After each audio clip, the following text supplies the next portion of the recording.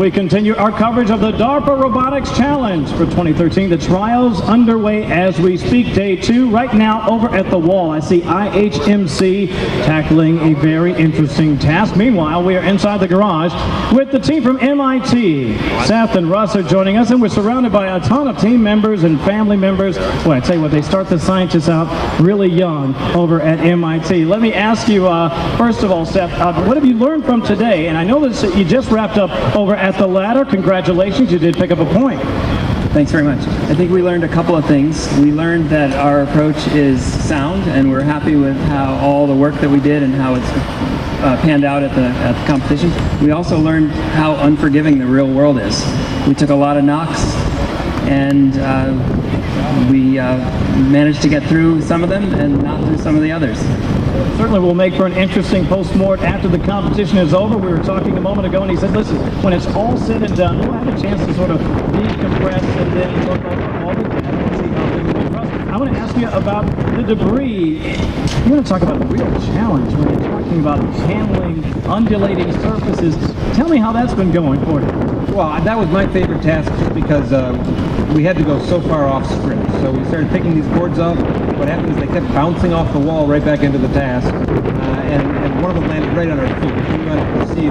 Morris had to come up with a great maneuver we've never tried before. The planning and control infrastructure was there, and he was able to reach down, pretty non-trivial motion, get that board off his feet, clear the board, get the points. So we worked hard for that point. Yeah, absolutely. That's what we would expect, obviously, from a team from MIT, but more importantly, it's adjusting on the fly. That, of course, is what this is all about. Learning what the robots can do in adverse conditions. And I want to ask you, Seth, as we look at this competition, why is it so important for you, for Russ, for the entire team to be here as we're surrounded by so many amazing researchers and scientists who are all trying to make the world a better place? This is the place to be, robotics. We're on the cusp of a transformative change. We're all going to have these machines walking around in the world, in our spaces, doing the things that we tell them to do, and that day is not far off. This is a very special couple of days. I hope everybody here realizes that they're in on the beginning of something that's going to be huge. I think it'll only get bigger by the year. Russ, let me wrap it up by asking you about your team. I see you all, frankly, you feel like a family to me. So many people putting in so much time and effort. Tell me what it's been like just to get to this point. Of course, keeping in mind competing very well in the finals. I'm very proud of the university team. We got students here that were taking final exams last week. Seth was teaching a class. I took my sabbatical so I could survive it. We put a lot of hours in with our robot and our friends here, and it really, when you push yourself into something like this, you really come out feeling like family. Listen, I certainly have appreciated the job done by all of you. You are really short. You got to grow, kid. Inside the MIT garage. It's been a lot of fun, but their tasks do continue, and they're obviously doing a great job growing them tall and starting them out young over in Cambridge. In the meantime, let's go back over to the wall. I think IHMC is still there. Yep, that's the case. Let's see how they're doing as they try to pick up another point and continue their climb up the team standings board. By the way, MIT currently ranked second with 13. IHMC Robotics giving chase.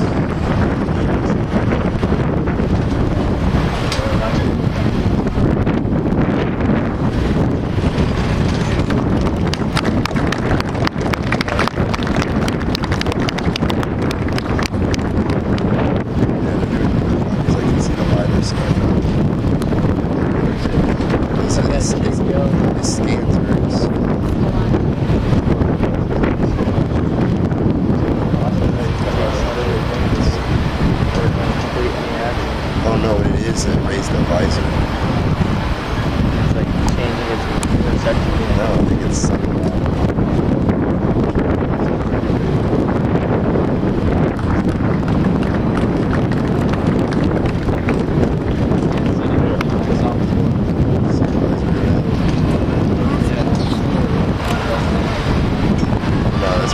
It's the LiDAR. It's the LiDAR. Yeah.